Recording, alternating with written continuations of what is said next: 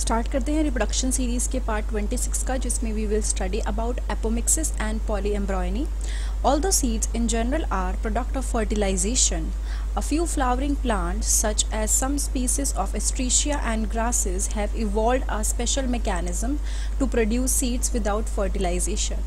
यानी कि जो seeds बनते हैं एक्चुअली वो product of fertilization, मतलब fertilization process के पूरे process के बाद ये seed form होते हैं. लेकिन a few flowering plants such as some species of Astraea and grasses, कुछ ऐसे फ्लावरिंग प्लांट हैं, कुछ उनकी स्पीसीज़ हैं जिन्होंने एक स्पेशल मैकेनिज्म इवॉल्व कर लिया है सीड्स को प्रोड्यूस करने के लिए बिना फर्टिलाइजेशन के प्रोसेस के. मतलब सीड्स भी बनेंगे बट फर्टिलाइजेशन नहीं होगा, एंड इसको हम लोग एपोमिक्सिस बोलते हैं. Thus, apomixis is a form of asexual reproduction that mimics sexual reproduction. तो अगर हम बात करें apomixis क्या होता है, ये एक asexual reproduction की फॉर्म है बिकॉज कुछ भी फर्टिलाइजेशन नहीं होता, बट सेक्शुअल रिप्रोडक्शन से मिमिक क्यों करता है, उसको कॉपी क्यों करता है, बिकॉज एंड रिजल्ट क्या आता है, सीड फॉर्मेशन होता है.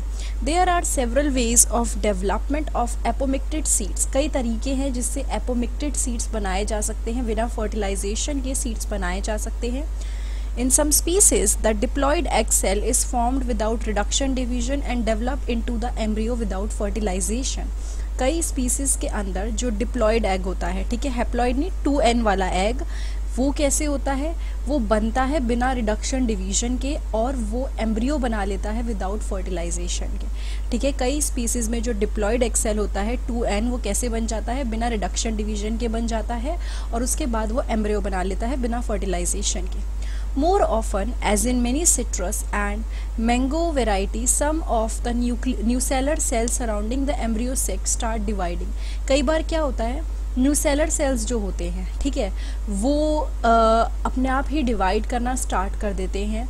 उसके बाद वो एम्ब्रियो सेक में एंटर कर जाते हैं and they develop into embryos. तो ये तरीके बता रखे हैं किस तरह से बिना फर्टिलाइजेशन के ये होता है. In such species, each ovule contain many embryos. तो यहाँ पे हर एक ओव्यूल में कई सारे एम्ब्रियोज होते हैं. Occurrence of more than one embryo in a seed is referred to as polyembryony. जब एक एम्ब्रियो में एक सीड के अंदर एक से ज़्यादा एम्ब्रियो होता है, ठीक है, एक सीड में एक से ज़्यादा एम्ब्रियो, पॉली मतलब बहुत सारे, मोनो मतलब सिंगल, तो पॉलीएम्ब्रॉयनी मतलब जब एक सीड के अंदर एक से ज़्यादा एम्ब्रियो है तो उसे पॉलीएम्ब्रॉयनी बोलते हैं. नाउ यहाँ पे ये पैराग्राफ पढ़ लेते हैं. Hybrid varieties of several of our food and vegetable crops are being extensively cultivated. यानी कि ये जो हाइब्रिड वैरायटी है कई हमारे फूड और वेजिटेबल क्रॉप्स की, इसको काफ़ी ज़्यादा कल्टीवेट किया जा रहा है, बनाया जा रहा है, उगाया जा रहा है. Cultivation of hybrid has tremendously increase productivity. क्योंकि हम लोग हाइब्रिड बना रहे हैं, एडवांस वेराइटीज़ की क्रॉप्स उगा रहे हैं, तो क्या हो रहा है, प्रोडक्टिविटी काफ़ी बेटर हो गई है. One of the problem of hybrid is that hybrid seeds have to be produced every year. जो एक प्रॉब्लम है हाइब्रिड की, जो प्रॉब्लम हाइब्रिड की है वो क्या है कि हाइब्रिड सीड्स को हर साल उगाना पड़ता है. If the seeds collected from hybrid are sown, the plant in the progeny will segregate and do not maintain hybrid character.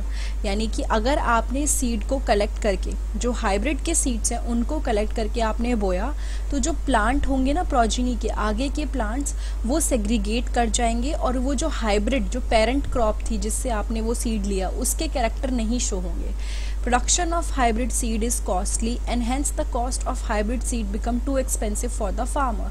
Hybrid seeds को प्रोड्यूस करना और उसकी कॉस्ट को उठाना फार्मर के लिए बहुत महंगा पड़ता है.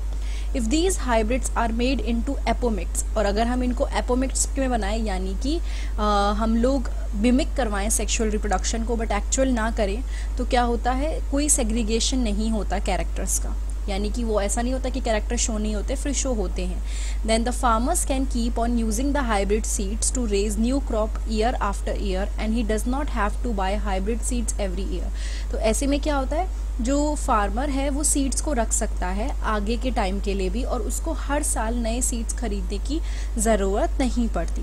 Because of the importance of apomixis in hybrid seed industry, क्योंकि एपोमिक्सिस की काफ़ी ज़्यादा इम्पॉर्टेंस रहती है इस इंडस्ट्री में, सीड इंडस्ट्री में, हाइब्रिड सीड इंडस्ट्री में, तो उसके ऊपर काफ़ी रिसर्च हो रही है ऑल ओवर द वर्ल्ड, ताकि क्या हो, जो ये एपोमिक्सिस की और पॉसिबिलिटीज़ हैं उसको एक्सप्लोर किया जा सके और एपोमिक्टिक जीन्स को हम हाइब्रिड वेराइटीज़ में मतलब ट्रांसफ़र कर सकें, ताकि जो ये सीड से रिलेटेड प्रॉब्लम है, हाइब्रिड को बनाने से रिलेटेड प्रॉब्लम है, वो सॉल्व हो जाए। और हाइब्रिड सीड तो आपको पता ही है कि if we produce some hybrid crops तो उसमें क्वालिटीज़ बेटर होती हैं अगर वो सही निकल जाती है तो, ठीक है।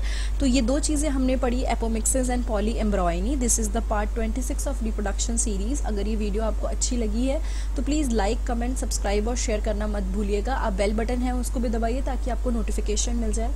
आप इस पूरी प्लेलिस्ट में जितनी भी वीडियोज़ हैं वो देखने के लिए नीचे डिस्क्रिप्शन बॉक्स चेक कर सकते हैं, आपको वहाँ पर प्लेलिस्ट और बाकी पार्ट्स दिख जाएंगे, वरना डायरेक्टली मेरे चैनल पर होम पेज या प्लेलिस्ट में जाके बायोलॉजी के अंडर आप देखिए, आपको ये सीरीज़ प्लस और जितना भी बायोलॉजी पर टॉपिक्स बने हैं वो सारे भी मिल जाएंगे। Thank you so much.